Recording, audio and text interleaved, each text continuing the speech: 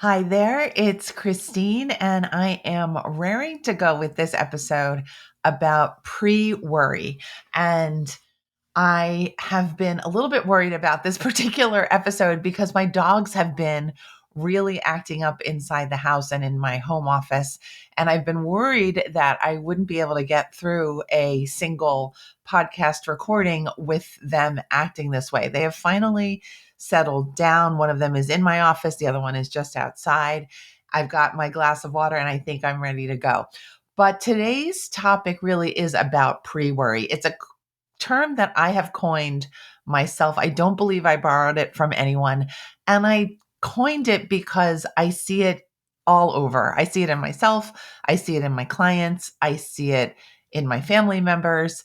And I do think that pretty much everyone who is alive has experienced a bit of pre worry in their past, if not currently. And I have found that recently, maybe it's the moon cycles or something, perhaps it's the start of the year, but I find that people are really feeling pressured and like they're under a lot of stress recently. So if that is you, I really understand you're not alone. And I hope this episode really helps to make things a bit lighter for you. So, pre worry, my favorite term for today, is short probably for preemptive worrying. It's that kind of thought that happens when you are trying to anticipate problems before they even occur. You're envisioning negative outcomes, like your project will be criticized, you will forget your shopping bags, your recycling bags. You will not get a return text from somebody that you really care about. You won't hear from the favorite school that you've applied to. It's that kind of thinking that you don't know exactly what's going to actually happen, but you're already going through the negative circumstances and the worst case scenarios that you do not want. And this, of course, quite obviously leads to a loss of energy because you're using your mind in this way. And you're also creating a bucket of anxiety for yourself to have to manage. So not only do you have to deal with real uncertainty of not knowing what's going to happen, you're also creating emotional anxiety in your heart and in your body. And then you have to deal with that as well.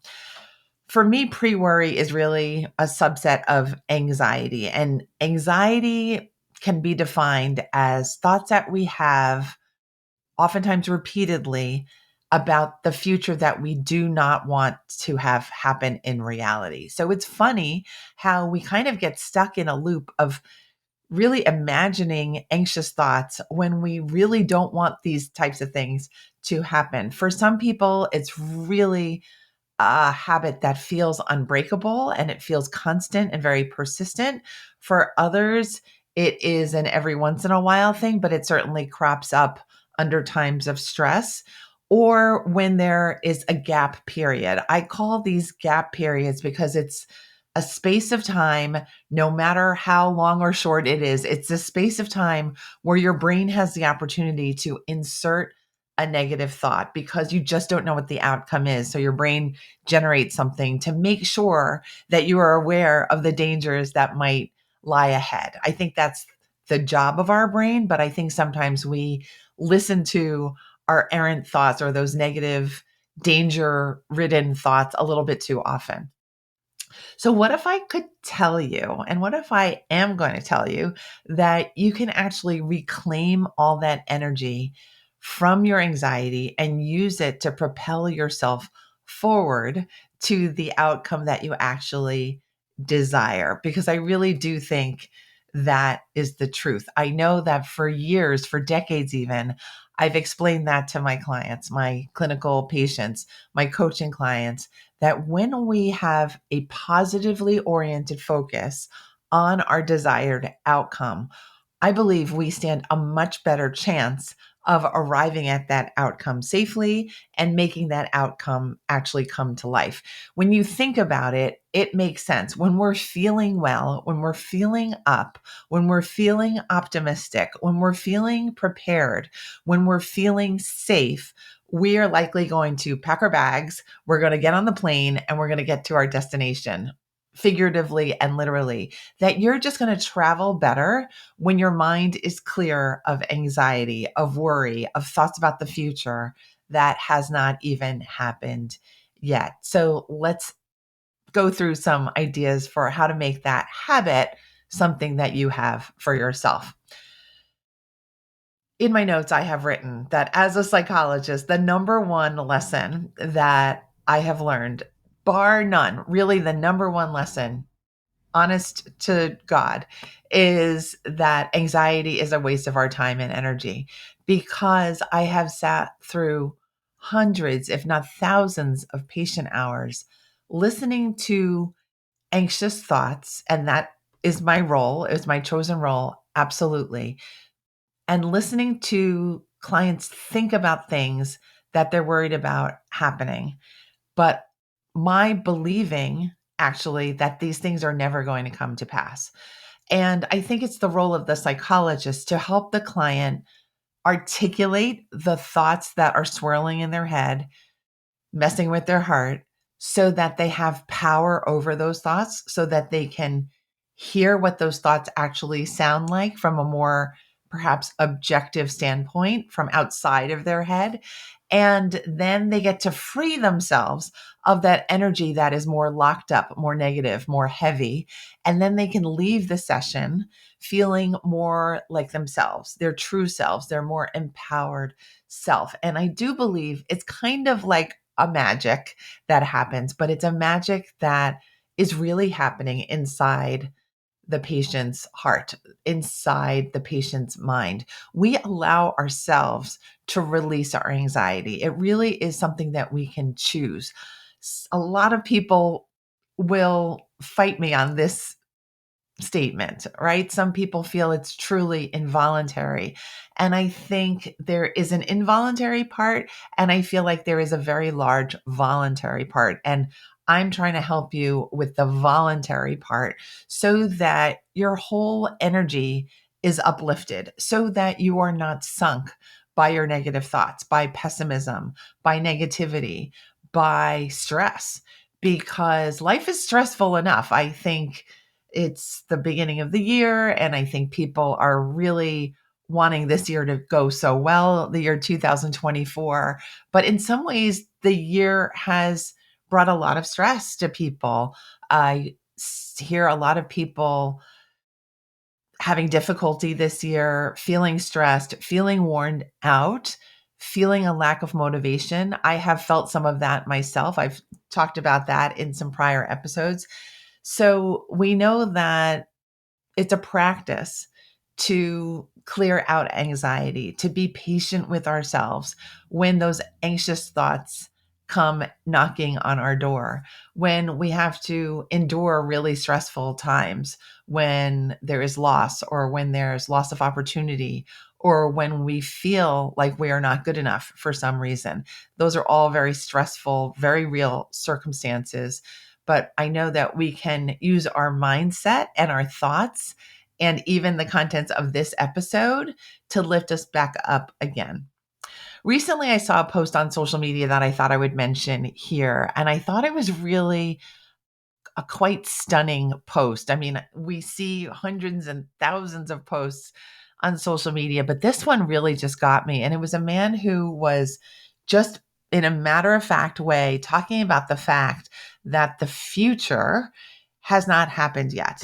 And the fact that we are weaving all these tales and planning all these plans for a future that is not yet here is just really interesting. It made me kind of pause and think, what if I attached to this idea of a future that I might not need to, because it really hasn't happened yet? And a friend of mine, Lindsay Janney, this morning mentioned the book Harold and the Purple Crayon. And if you grew up reading that beautiful book of Harold drawing his future and his journey as he traveled and walked as a toddler with a big purple crayon, drawing fantasy dinosaurs and dangerous situations, but also beautiful moon situations and landscapes.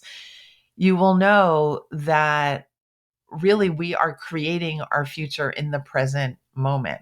What we think of right now will affect our future, but perhaps we can drop all the heaviness about what the future will hold for us because it literally hasn't come yet. So I just thought I would share that with you because, again, I thought it was absolutely a stunning post. All right, now I have a few quick practical strategies that you can use to try to train yourself to drop the pre worry or to just shorten the amount of time and energy you're using investing in that pre worry. So, one strategy is to literally move up your deadlines instead of thinking to yourself, oh, I need to procrastinate again. Oh, I don't want to deal with this until the end of the week. I want you to set earlier deadlines for yourself because guess what that does? That creates a little bit of urgency for you, but I think it's good urgency. I think it's shortening the gap of time that you have between now and that end goal and that release of the task or the project, the completion. You'll get that sooner. You'll end up saving all this worry time and you'll practice getting things done as soon as you come up with a task. So it's got multiple benefits and it kind of clears away pre worry. Pre worry doesn't have any time or room to jump into the picture. And I think that's a really good thing. I think this simple strategy can really uplevel your game and restore and help you reclaim a lot of mental and emotional energy. I stand by that comment. This comment and this strategy has really worked in my life. I really appreciate anytime I can pull a deadline closer to myself. The second pragmatic strategy I have for you is to keep your project tasks of manageable length. And that means break down your goals into really doable sections. Make yourself happy by having a chunk of your project completed. Make it very doable. Make it something that you can take a snapshot of yourself doing. Make it easier for yourself. So again, you don't have all this time for pre-worry because you're actually happily engaged in your task, but also you get to celebrate the completion of this task and you're on to the next step. So you break up all this stress that you might be accumulating because you're being productive and you reduce the stress, you eliminate the pre worry, and you get these chunks done towards your end goal. And in there, I've mentioned that third technique and strategy, which is really to insert small victory celebrations in your workday. Whatever your workday looks like, treat yourself to something, whether it's like an online game that you like, or a walk around the building, or a call to your friend, or let's see, you look forward to doing something before going to bed that evening. It's like a celebration that you get to do just before bedtime somehow. Whatever it is for you, get in the habit of not working until you're burned out. Just eliminate that habit. Everybody who's listening, just eliminate that habit and make sure that you have periodic celebration periods. You do not have to write whole dissertations in order to celebrate. You can just write a page and be really happy that you got through the page. And I think when we do that, we allow our brains to realize that we are actually enjoying ourselves, that we are safe, that there is no need for worry, there's no need for procrastination and stress, and that we can just move forward even more quickly. I do believe that when you have celebration periods in your workday, you will be more excited to go to work and you will do your work more quickly as well, as opposed to if you're having to go through this whole bunch of pre worry before turning on your computer, opening that blank screen, and getting to work. I hope this episode really helped you to take a look at your patterns of worry. How much time do they take? How much energy are you losing to worry? How negative are you when you start your workday?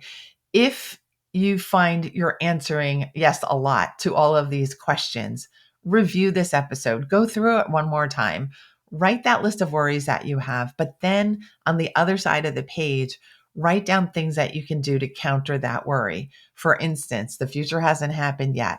I have done so well in the past with these similar tasks. I am looking forward to celebrating the completion of these tasks this evening with my loved ones. Whatever you need, build it into your schedule because you are just like Harold and the Purple Crayon. You're the master drawer. You're the creator of the image, the landscape, the mood. And I hope for you the best image, the best landscape, and the best mood. If you liked this episode, please do me a favor and certainly come back next week. But before next week, if you could drop a 5-star rating for this podcast, Make Time for Success, I would be so appreciative. It really helps to drive the podcast forward, get it into other people's ears, and I would just love that. All you need to do is go to your smartphone, go to your podcast channel of choice, and write a quick review and give us 5 stars. That would be terrific. All right, everyone, have a wonderful week without a bunch of pre-worry. I'll see you soon.